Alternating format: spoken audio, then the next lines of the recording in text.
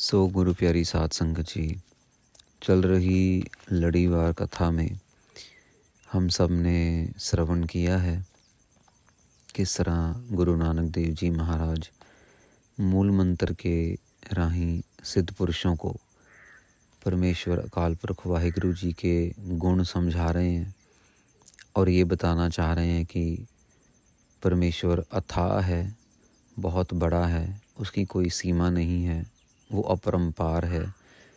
और ऐसे ऐसे शब्द यूज़ कर रहे हैं जिनका साइंटिफिक तरीके से गुरु नानक देव जी महाराज उदाहरण दे दे के, एग्जाम्पल दे दे के सिद्ध पुरुषों के डाउट्स जो हैं वो क्लियर कर रहे हैं।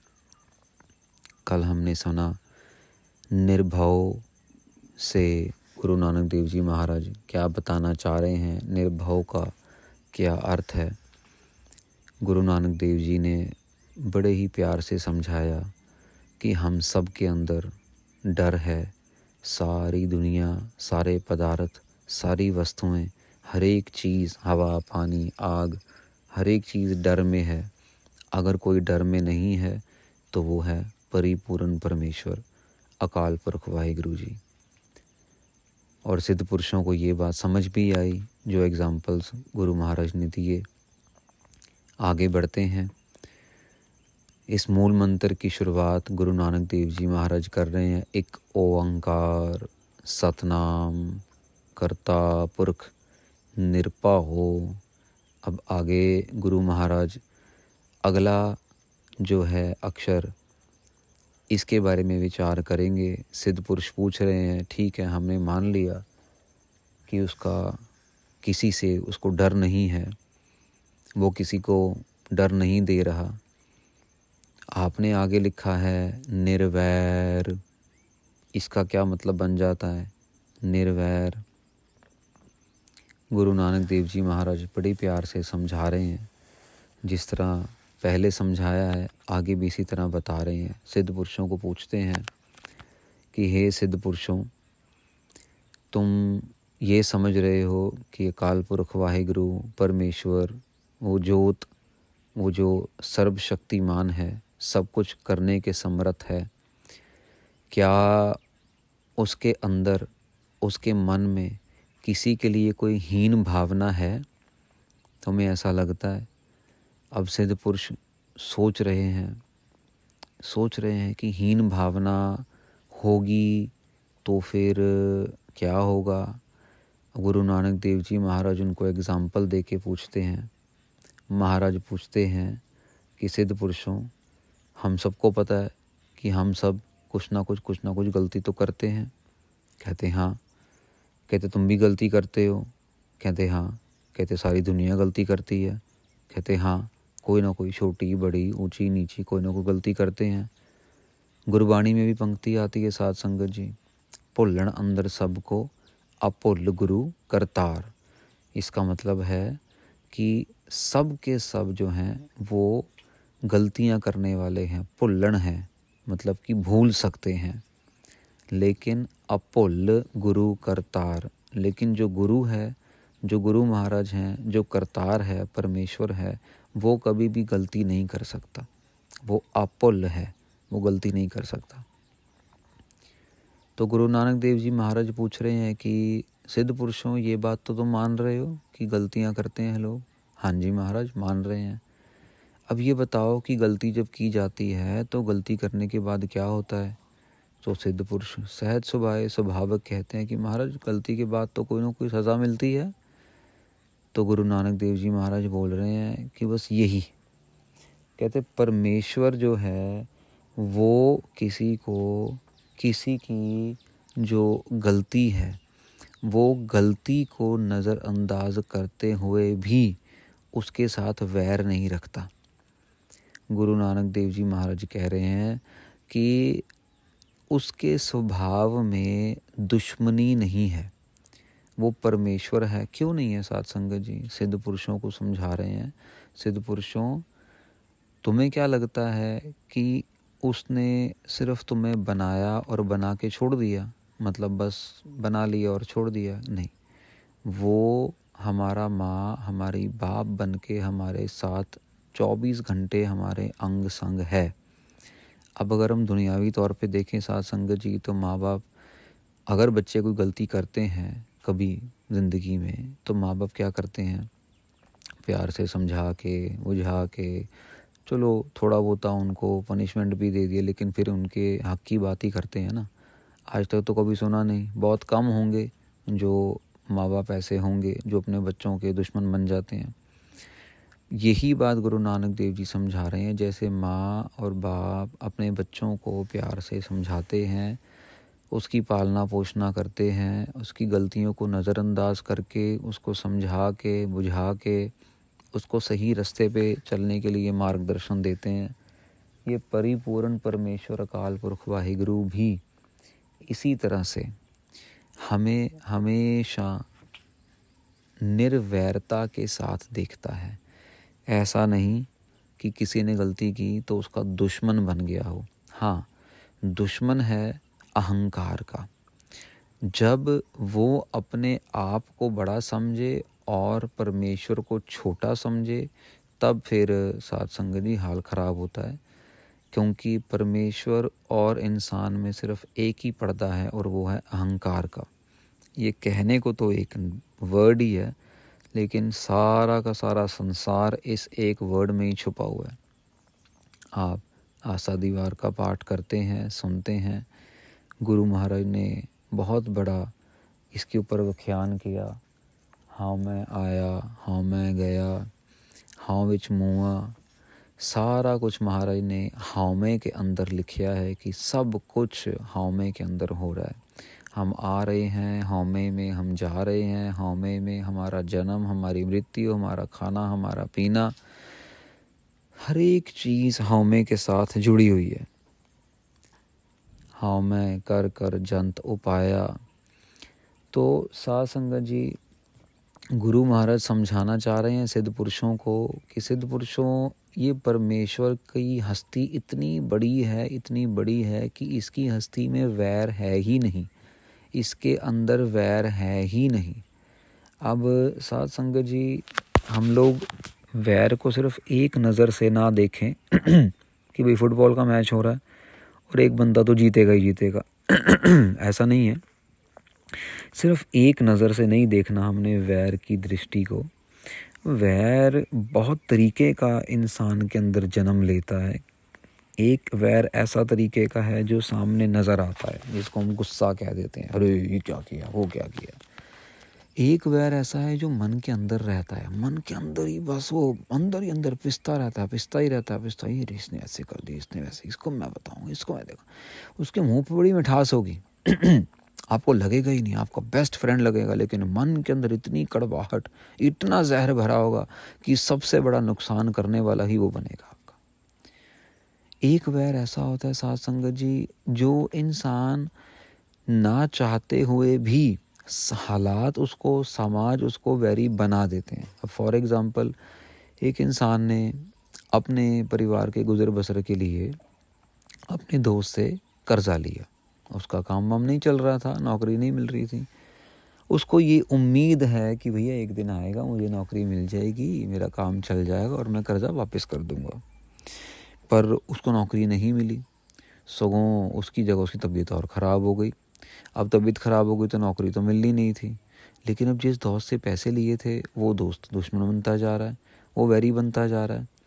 अब इसके मन में भावना नहीं है उससे दुश्मनी करने की, वैर बनने की, ना मन में है ना बाहर है। ये तो शुक्रगुजार है कि यार तूने मेरी मदद की, लेकिन वो ऐसे ऐसे हालात पैदा कर देता है, गाली गलौज करना, सबके सामने शर्मिंदा करना, ये करना वो करना, सोशल मीडिया पे फालतू बकवास करना, ये ऐसे हालात क्रिएट करके एक दूसरे के वैरी बन जाते हैं। साध संगत जी, वैर बहुत तरीके का है।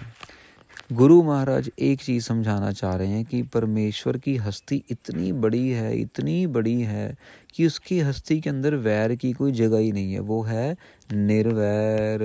एक तरीके से और समझने की कोशिश करते हैं। अब कोई बहुत अमीर बंदा है, बहुत अमीर बंदा है, बड़ा करोड़पति अरबपति बंदा है, और जब वो सड़क पे चलता है तो भिखारी आता है और भिखारी को 100-50 रुपये देना उसके लिए को बहुत मायने रखता ही नहीं, मतलब इट्स नथिंग, उसको कोई फ़र्क नहीं पड़ता। उसके बेड पे ऐसे ही 500 2,000 के नोट पड़े रहते हैं, उसको कोई फ़र्क नहीं पड़ता अगर वो 100 रुपये निकाल के भिखारी को दे देगा। मतलब उसके लिए बिल्कुल छोटी सी बात है। अब समझने की बात ये है कि जब वैर है ही नहीं तो रिजल्टेंट क्या होगा? किसी के साथ वैर होगा तभी तो लड़ाई झगड़ा होगा ना। लड़ाई होगी तो किसी का नुकसान होगा, एक जीतेगा एक हारेगा। जब वैर ही नहीं है तो इसका मतलब कोई लड़ाई नहीं है, इसका मतलब कोई दुश्मनी नहीं है, इसका मतलब कोई जीतेगा नहीं कोई हारेगा नहीं। तो ये समझाना चाह रहे हैं गुरु नानक देव जी कि सिद्ध पुरुषों, हम सब के अंदर वैर भावना है, हम सब के अंदर हीन भावना है, हम सब के अंदर द्वैत है, ईर्खा है, लेकिन परमेश्वर के अंदर कोई वैर नहीं। वो किसी के साथ वैर नहीं रखता। भले ही कोई चोर है, उसने चोरी की है, भले ही किसी ने गलत काम किया है, सबको रोटी देगा। एक बात की जिक्र आता है साध संगत जी इतिहास में कि मोहम्मद साहब को अल्लाह मियाँ ने कहा कि तुम्हें एक दिन के लिए राज देते हैं धरती का। बहुत खुश हो गए। तो मोहम्मद साहब बहुत खुश हो गए, कहते बड़ी अच्छी बात है। एक दिन के लिए 24 घंटे के लिए उनको राज दिया। जब राज दिया तो राज मिला, सारा कुछ देख रहे हैं भाई, पशु पक्षी उड़ रहे हैं पानी में, हवा के ऊपर, आसमान है, बादल हैं, देख रहे हैं इतने सारे जीव जंतु हैं, खाना पीना, गाड़ी वाड़ी, ये बैलगाड़ी, ये गाड़ी, वो गाड़ी, काम काज, सोना हीरे मोती, कोई जेवरात है, किसी का जहाज है पानी में, वो कारोबार कर रहा है। और बाप रे बाप, इतना काम इतना काम, नज़र जाती है। एक बच्चा मतलब नौजवान अपनी माँ को मार रहा होता है, उसको मार रहा है, उसको नशा चाहिए, उसको पैसे चाहिए और अपनी माँ को पीट रहा है, पैसे दे मुझे। माँ पैसे नहीं दे रही है। ये देखते हैं उसको, देखते हैं और देखते हैं। फिर थोड़ा सा और आगे नज़र घुमाते हैं, देखते हैं, नज़र घुमाते हैं, करते हैं।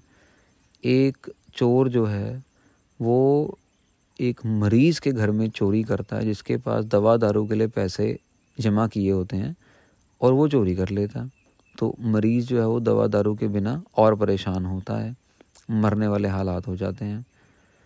24 घंटे पूरे होते हैं, ये अपनी क्रिया करते हैं, सबको खाना पीना जो भी देना लेना, कारोबार व्यापार, कितनी शादियां हुई उस दिन में, कितना कुछ हुआ। 24 घंटे वापस हुए, अल्लाह मियाँ आए, मोहम्मद जी से पूछते हैं, हाँ जी कैसा रहा? कहते महाराज बहुत बढ़िया रहा। कहते सब ठीक ठाक? कहते हाँ। कहते सबको खाना दिया? कहते हाँ महाराज सबको खाना दिया। कहते पानी वानी? कहते हाँ। कहते सबको दिया? कहते हाँ सबको दिया। कहते याद कर लो?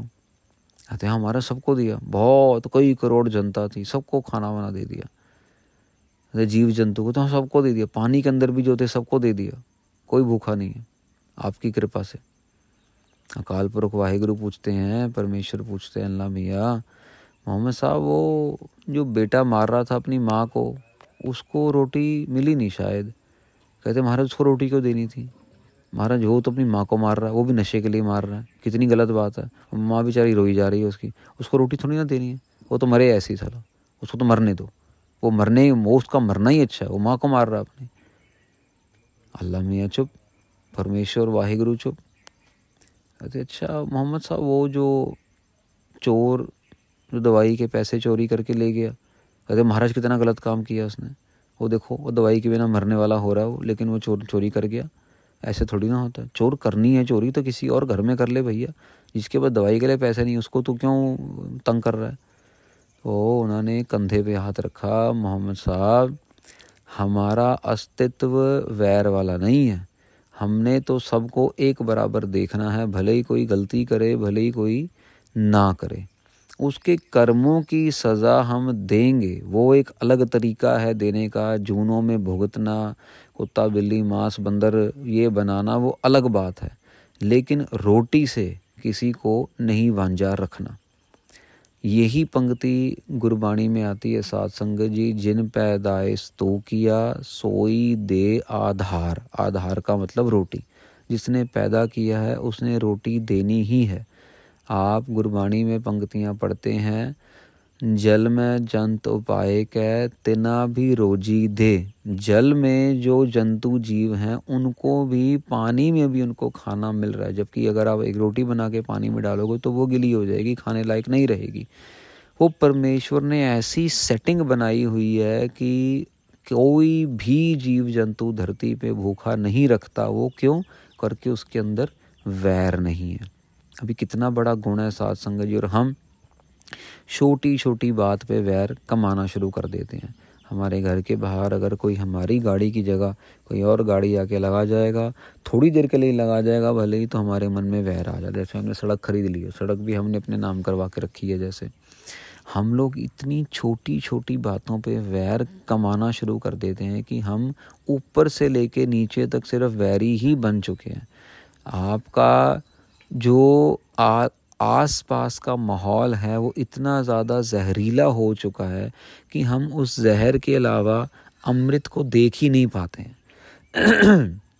इसीलिए साथ संगत जी, जब हम निर्वैर निर्वैर निर्वैर निर्वैर का जाप करेंगे, मूल मंत्र का जाप करेंगे रोज़, तो मन के अंदर से ये वैर भावना, हीन भावना जो है ये ख़त्म होगी, ये दूर जाएगी। इसके अंदर से हमारा ध्यान हटेगा। अगर कोई नुकसान भी कर देगा, अगर मान लीजिए आपने कोई छोटा सा एग्जाम्पल है, आपने घर में कोई मिस्त्री बुलाया, कोई सामान मंगवाया, चलो कोई भी, और वो सामान घर में मान लीजिए आपने गेट बनवाना है कोई, और गेट के लिए कोई लोहे का मिस्त्री आया और वो उसने वो गेट पूरा नहीं बनाया और वो चला गया, पैसे लेकर चला गया वो नहीं। अब वो पैसे लेके आप अपनी तरफ से कोशिश करोगे, ढूंढोगे, फ़ोन करोगे, उसके घर पे भी जाओगे अगर एड्रेस पता, लेकिन अब वो गायब ही हो गया, किसी कारण वो नज़र ही नहीं आ रहा है। तो अभी ये नहीं कि भैया उसके घर वालों को जाके कूटना पीटना शुरू कर दो, ये नहीं कि अगर उसका कोई रिश्तेदार मिल जाए तो उसको गालियाँ निकालनी शुरू कर दो, नहीं। ये वैर है, ये वैर है जो उसके परिवार तक भी आगे पहुंच जाएगा। आप परमेश्वर अकाल पुरख वाहिगुरु के आगे अरदास करो, हे परमात्मा मेरा नुकसान हुआ है, तू कृपा कर, किसी तरीके से मेरा नुकसान पूरा कर, मुझे हिम्मत दे कि मैं ये काम जो है पूरा कर सकूं। हमारे कहने को तो साथ संगत जी लगेगा अरे यार ये क्या ये भाषण वाली, लेकिन यही परमेश्वर के गुण हैं, यही है परमेश्वर के गुण। ये इतना आसान नहीं है परमेश्वर बनना। और लेकिन सिख धर्म, सिक्खी, सारी गुरबाणी सिर्फ और सिर्फ एक ही तरफ लेके जा रही है, हम और गुरु महाराज एक मिक हो जाएं।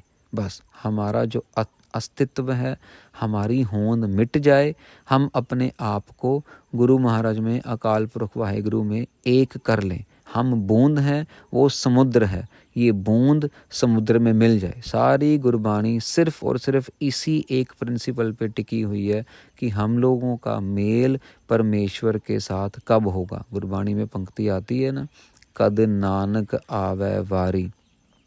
महाराज कहते हैं मेरी बारी कब आएगी। महाराज कह रहे हैं कि सारी की सारी जो औरतें, जो स्त्रियां हैं, वो सुहागने बन के परमेश्वर के साथ एकमिक हो रही हैं, परमेश्वर के साथ उसमें अभेद हो रही हैं। जैसे कि जब नई नई शादी होती है तो सुहागन औरत अपने पति के साथ प्रेम करती है, तो महाराज कह रहे हैं सब सुहागन माणै रलियाँ एक देव हो रात मुरारी। ये एक मेटाफर है जो महाराज यूज़ कर रहे हैं, एक प्रमाण है कि जैसे सुहागन स्त्री अपने पति के प्रेम के साथ मिलने के लिए, प्रेम करने के लिए वो तरसती है, वो समय को लोचती है, उसका इंतज़ार करती है, ऐसे ही हम भी इंतज़ार कर रहे हैं महाराज आपके साथ एक मेक होने के लिए, आपके साथ अभेद होने के लिए। हम अपने आप को मिटाना चाहते हैं, आपके अंदर जुड़ना चाहते हैं, आपके अंदर अभेद होना चाहते हैं। ये सारी की सारी गुरबाणी इसी प्रिंसिपल पे टिकी है। तो अगर हम गुरबाणी को फॉलो करना चाहते हैं तो हमें अपने अंदर परमेश्वर के गुण लाने होंगे, तभी जाके हम परमेश्वर का अंश बन सकेंगे। वो परम ईश्वर और हम आत्मा, वो परम आत्मा, हम आत्मा। तो ये बात हमें ध्यान रखनी पड़ेगी, हम उसी का अंश हैं। मन में वैर रखेंगे तो फिर उसके साथ तो एक में नहीं। सब आपने एक तरफ तो दाल ले ली मान लीजिए, और आपने एक तरफ ले लिया आटा। अब दाल और आटे को मिलाओगे तो दाल तो बिल्कुल नज़र आएगी, बराबर बराबर, बिल्कुल बराबर नज़र आएगी। आपको अपने आप को, हम सबको दाल को पीसना पड़ेगा, कूटना पड़ेगा, बराबर बराबर कूट के पाउडर बनाना पड़ेगा। अपनी ज़िंदगी को कूटना पड़ेगा, अपने अंदर से अवगुण निकालने पड़ेंगे। वो कूट के जब हम पाउडर बन जाएंगे, फिर पाउडर और आटे को इकट्ठा मिला देंगे, दाल का पाउडर समझ लीजिए, और उसको मिला दिया, फिर अलग करना मुश्किल है। फिर आटा और दाल के कणों को अलग करना मुश्किल है, बहुत ज़्यादा मुश्किल है। जब एक बार ये हो गए तो फिर तो आटा गूंद के फिर तो रोटी खाई जाएगी, फिर तो मिस्सी रोटी खाई जाएगी उसके बाद। तो समझ रहे हैं, ये जब तक हम अपने आप को घाड़ेंगे नहीं, जब तक हम अपने आप को, हम गुरबाणी में आता है ना, जपजी साहब हम सारे पढ़ रहे हैं, तो उसमें आता है कि घड़िया, सुरत, मत, मन, बुद्ध, ये 4 चीज़ें हैं। साध संगत जी आगे जाके आएगा, विस्तार में इसको उल्लेख करेंगे। पर हमें अपनी सुरत को, अपने मन को, अपने मत को हमको घड़ना है। जैसे घड़ने का मतलब बच्चों की छोटी पेंसिल होती है ना, जब उसको शार्पनर से हम शार्पन करते हैं, उसको तीखा करते हैं, तो वो हम पेंसिल को घड़ रहे हैं। वो पेंसिल को हम नोकीला बना रहे हैं ताकि वो अच्छी लिखारी कर सके, ताकि वो अच्छे से लिख सके। वो जो उसकी निब है, जो उसका टिप है पेंसिल की, ऐसे ही हमें अपने आप को घड़ना है। अब अगर हम निर्वैर का जाप करते हुए भी अगर मन में वैर रख रहे हैं, तो फिर बात नहीं बनेगी। कोशिश तो हमें सबको यही करनी है कि ये जाप करते करते बार बार अपने आप को याद करवाया जाए कि नहीं, वैर नहीं करना, वैर नहीं करना, वैर नहीं करना, इग्नोर करना है, इग्नोर करना है, इग्नोर करना है। एक जब आप अरदास सुनते हैं ना गुरुद्वारा साहब में, जितने भी गुरुद्वारे हैं, जितनी भी संस्था हैं, महापुरुषों के स्थान हैं, साधु महात्माओं के डेरे हैं, हर एक जगह जब अरदास होती है ना, तो एक वर्ड बोला जाता है साध संगत जी, जिन्हां ने देख के अणडिठ कीता, तिना प्यारियां सचियारियां दी कमाई दा ध्यान तरके बोलो जी वाहेगुरु। इसका मतलब पता है क्या है साध संगत जी? जिन्होंने देख के अणडिठ किया, जिन्होंने देखा और गलती को देख के अणडिठ कीता। अणडिठ का मतलब उसको इग्नोर कर दिया। कोई गलती कर रहा है, कोई फालतू बोल रहा है, कोई कुछ कर रहा है, लेकिन अणडिठ कीता, ये गुण है परमेश्वर का। परमेश्वर अगर हमारी गलतियों का हिसाब लगाना शुरू करे, अगर वो भी टीम ए टीम बी बन के सामने आ जाए, तो हमें तो एक दिन भी रोटी ना मिले साध संगत जी। हमें तो इतने बड़े ऊपर से लेके नीचे तक पापों से भरे हुए हैं, हम सब के सब, कोई एक नहीं, सारे के सारे। भले कोई अमीर से अमीर है, कोई गरीब से गरीब है। ये बात समझने के लिए गुरु नानक देव जी महाराज सिद्ध पुरुषों को समझा रहे हैं कि उसका जो अस्तित्व है सिद्धों, वो वैरता से बिल्कुल परे है, उसके अंदर कोई वैर नहीं। तो महाराज कह रहे सिद्धों, ना उसके अंदर भाव है, ना उसके अंदर वैर है। अब महाराज आगे एग्जाम्पल सिद्ध पुरुष महाराज को पूछते हैं, महाराज अगर उसके अंदर वैर नहीं है, तो जो पापी लोगों का विनाश होता है वो फिर कैसे होता है? अब उनका इशारा जो है, वो जो बड़े बड़े राक्षस हुए हैं, बड़े बड़े जो देव दानव हुए हैं, जो दैत हुए हैं, उनकी तरफ जा रहा है। तो सिद्ध पुरुष महाराज को पूछ रहे हैं कि महाराज, हमने आपकी बात मान ली कि परमेश्वर में कोई वैर नहीं है, लेकिन समय के हिसाब से, युगों के हिसाब से रावण आया, कंस आया, महखासुर आया, और कितने बड़े बड़े जो हैं वो दानव आए, हरणाकस जैसे आए। तो महाराज फिर उनके साथ इतना बुरा हुआ, उनको मारा पीटा गया, दुनिया उनको थू थू करती है, उनका कोई नाम लेने को भी नहीं तैयार, नफरत करती है उनसे। तो महाराज को सवाल पूछ रहे हैं, महाराज बड़े प्यार से समझा रहे हैं साध संगत जी। ये वार्तालाप बड़ी अच्छी है सुनने में। अगर आप सोचो हम लोग वहाँ एज अ स्पेक्टेटर बैठे होते, तो एक सेकंड के लिए भी हमारा ध्यान आगे पीछे नहीं हटना था। तो गुरु महाराज बड़े प्यार से समझा रहे हैं सिद्ध पुरुषों, जिन्होंने भी अपने आप को परमेश्वर माना, परमेश्वर समझा, उनके साथ तो बहुत बुरा हुआ। कहते कंस आया, वो भी अपने आप को अमर समझता था कि भैया मेरे को कोई मार ही नहीं सकता। जितने भी आए सबको मारना शुरू कर दिया। भविष्यवाणी हुई, आप सबको पता है कृष्ण जी के बारे में, तो उसने कितने बच्चों को मार दिया, लेकिन फिर भी वो अपना अंत जो है वो बचा नहीं पाया। गुरु महाराज कहते कि हे सिद्धों, तुम्हें पता है हरणाकस के साथ क्या हुआ। हरणाकस भी अपना नाम जपाने के लिए सबको बोलता था कि भैया मेरा नाम जपो, मैं भगवान हूँ और कोई भगवान नहीं, कोई राम नहीं, कोई श्याम नहीं, मैं भगवान हूँ। हरणाकस हरणाकस हरणाकस का जाप करो। और अपने ही घर में बगावत हो गई। अपने ही घर में जो है वो अपना ही घर, अपना ही परिवार कारण बना हरणाकस की जो है मलिया मेट करने के लिए परमेश्वर नरसिंह का अवतार धार के आए, आधा शेर आधा पुरुष, और उसको अपने नाखूनों से पाड़ दिया और उसको बताया कि भैया तू नीचे रह, जितनी तेरी औकात है तो उतने में ही रह। जब जब कोई परमेश्वर बनने की कोशिश करेगा उसके साथ तो ऐसा ही होगा। जब जब कोई परमेश्वर की जगह लेने की कोशिश करेगा, अपने आप को बड़ा करेगा, तो उसके साथ ऐसा ही होगा। ये विधि है, ये कुदरत ऐसा करती है, क्योंकि कुदरत बनाने वाला जो कादर है उसकी शक्ति बहुत बड़ी है, और उसकी शक्ति इतनी बड़ी है कि उसके जैसा कोई और हो ही नहीं सकता। तो मान लीजिए कि अब एक प्रिंसिपल किसी स्कूल का बहुत अच्छा है, बहुत सुंदर, अब एक कोई टीचर बहुत अच्छी है, लेकिन वो टीचर ज़बरदस्ती बच्चों को ये कहना शुरू कर दे कि भैया मैं प्रिंसिपल हूँ, मुझे प्रिंसिपल बोलो। वो प्रिंसिपल तो कुछ है ही नहीं। मैं प्रिंसिपल हूँ, वो प्रिंसिपल तो कुछ है ही नहीं। तो हो सकता है क्लास के 2 4 5 10 लोग मान भी लें कि यार ये टीचर तो ठीक कह रही है, लेकिन सारे नहीं मानेंगे। और 2 4 जो प्रिंसिपल के फेवरेट होंगे, जो प्रिंसिपल के होंगे, वो टीचर को खड़का देंगे, फिर 2 4 उसके कान पे लगा देंगे, भैया क्या तेरी प्रॉब्लम है, जब प्रिंसिपल बैठा है तो तू कौन होता बोलने वाला। और ज़्यादा बड़बड़ करेगा टीचर तो फिर भी इसके लगा लेंगे, बाहर निकाल देंगे। यही है, यहाँ पे सबसे बड़ा प्रिंसिपल परिपूर्ण परमेश्वर अकाल पुरख वाहिगुरु है। तो गुरु नानक देव जी महाराज कह रहे हैं, सिद्धों, जो जो अपने अहंकार के सामने परमेश्वर को नीचा दिखाएगा उसका तो मलिया मेट होगा आम तौर पे। और ये वैर नहीं है, ये कुदरत है। ये नहीं कि परमेश्वर कर रहा है, ये कुदरत ही कर देती है जो परमेश्वर की बनाई हुई है। परमेश्वर को तो कुछ करने की ज़रूरत ही नहीं होती साध संगत जी, कुदरत ही अपने आप कर देती है। अपने आप ही माया इतनी शक्तिशाली है कि वो कोई ना कोई रूप गुरु महाराज से लेके आके ये काम करके अवतार धार के निकल के काम करके वापस चले जाते हैं। गुरु महाराज परमेश्वर ही छोटी छोटी, परमेश्वर को क्या पड़ी एक हरनाकस, कितने हरनाकस दुनिया में, कितने रावण होंगे। परमेश्वर को नहीं, ये तो छोटी छोटी चीज़ें हैं उसके लिए। कुदरत ही जब ज़रूरत पड़ी तो राम जी ने अवतार धारण कर लिया। अब अवतार आया, अवतार तो अब शरीर फॉर्म में, इतने शरीर हैं, उनमें से एक शरीर अवतार धारा और रावण का मलिया मेट किया, और चलो भाई वो काम तमाम कर दिया।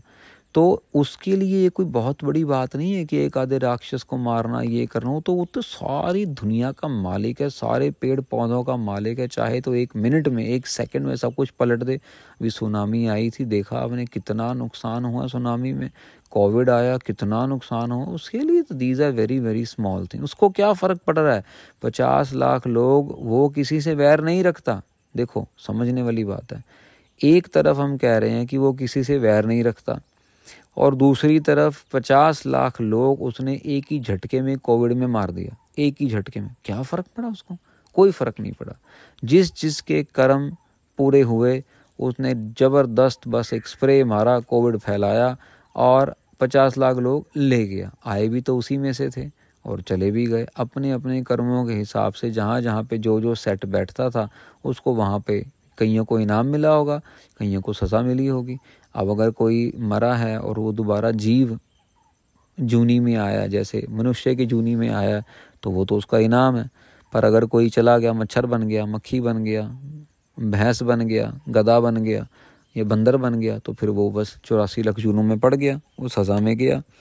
तो साध संगत जी, हमें ऐसी सज़ाओं से बचना है और अपने आप को बचाना है। इसीलिए हमें रोज़ाना जाप करना है। बेनती है, जब तक ये कथा चल रही है आप सब एक पाठ जपजी साहिब का ज़रूर एक्स्ट्रा कीजिए, ताकि ये ज्ञान से भरपूर कथा हमारे अंदर बसे, हम गुरबाणी को एक्सपीरियंस कर सकें, गुरबाणी को मान सकें, गुरबाणी को समझ सकें, गुरबाणी को समझ के अपने जीवन में अमल कर सकें। साध संगत जी, जब तक हम अमल नहीं करेंगे तब तक ये कोई फ़ायदा नहीं है। साध संगत जी। तो इतनी बेनती परवान करनी है आपने। निर्वैर के अर्थ कुछ अभी रहते हैं, वो हम एक बारी कल और करेंगे और उसके बाद फिर आगे बढ़ेंगे। तब तक के लिए खिमा जाचना। वाहे गुरु जी का खालसा, वाहे गुरु जी की फतेह।